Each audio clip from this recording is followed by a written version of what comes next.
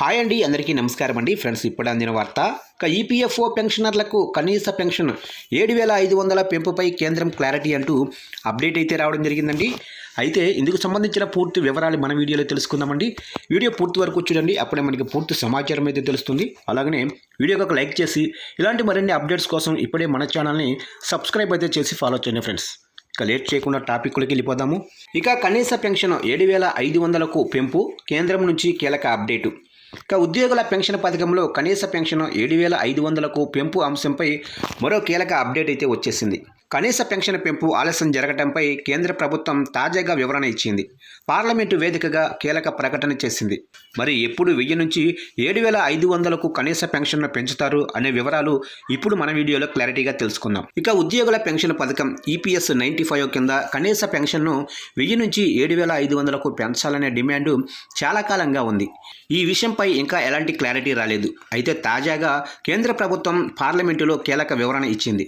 లక్షలాది మంది పెన్షనర్లు తమ కనీస పెన్షన్ను పెంచాలని ఎప్పటి నుంచో కోరుతున్నప్పటికీ ఈ నిర్ణయం తీసుకోవడంలో జాప్యం జరుగుతుంది.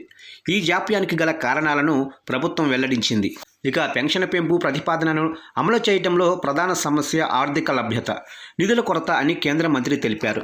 కనీస పెన్షన్ను 7,500కు పెంచడం వల్ల ప్రభుత్వంపై భారీ ఆర్థిక భారం పడుతుందని వెల్లడించారు. ప్రస్తుత లెక్కల ప్రకారం పెన్షన్ మొత్తాన్ని పెంచడం వల్ల ఏటా వేల కోట్ల రూపాయల అదనపు నిధులు అవసరమవుతాయని వెల్లడించారు.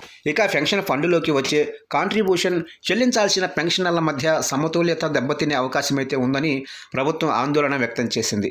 ఆర్థిక మంత్రిత్వ శాఖ, కార్మిక శాఖ మధ్య జరుగుతున్న చర్చల ఆధారంగా ప్రభుత్వం పలు అంశాలను ప్రస్తావించింది.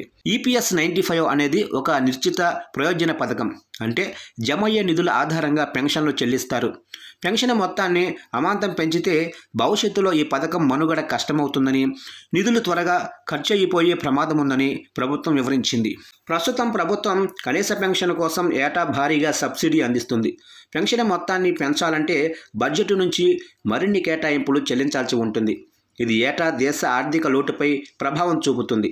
పెన్షన్ పెంపుపై అధ్యయనం చేసిన వివిధ కమిటీలు, నిపుణులు భిన్నమైన అభిప్రాయాలను వ్యక్తం చేశారు.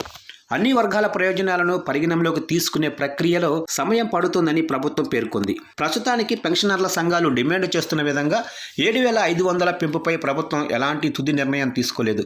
అయితే పెన్షనర్ల సమస్యలను పరిష్కరించేందుకు ఉన్న వివిధ మార్గాలను ప్రభుత్వం పరిశీలిస్తుందని కేంద్ర ఆర్థిక శాఖ తెలిపింది. అత్యున్నత స్థాయి చర్చలు కొనసాగుతున్నాయని, ఆర్థిక స్థితిగతులను బట్టి తగిన నిర్ణయం తీసుకుంటామని ప్రభుత్వం హామీ ఇచ్చింది. ఇక కనీస పెన్షన్ పెంపు అనేది కేవలం పాలనాపరమైన నిర్ణయం మాత్రమే కాదని, ఇది దేశ ఆర్థిక వ్యవస్థ, పెన్షన్ ఫండ్ నిరంతర మనుగడతో ముడిపడి ఉన్న అంశమని ప్రభుత్వం స్పష్టం చేసింది. పెన్షనర్లు కోరుతున్న ఉపశమనం ఎప్పుడు లభిస్తుందనే దానిపై ఇంకా స్పష్టత రావాల్సి ఉంది.